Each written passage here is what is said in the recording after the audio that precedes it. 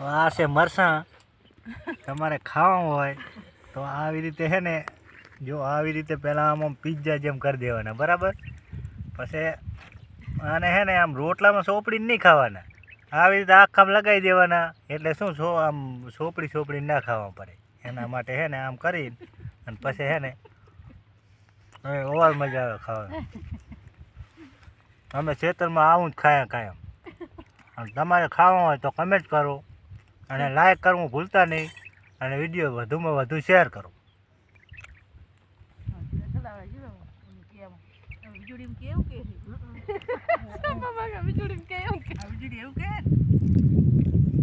અને લાઈક કરો અને શેર કરો અને સબસ્ક્રાઈબ કરવાનું ના ભૂલતા.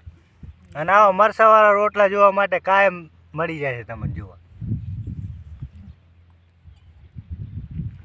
બીજો બને એકને બખારો આમળા કર્યા વગર. હવે હું ખાઈ લઉં તો કમેન્ટ કરજો, બરાબર.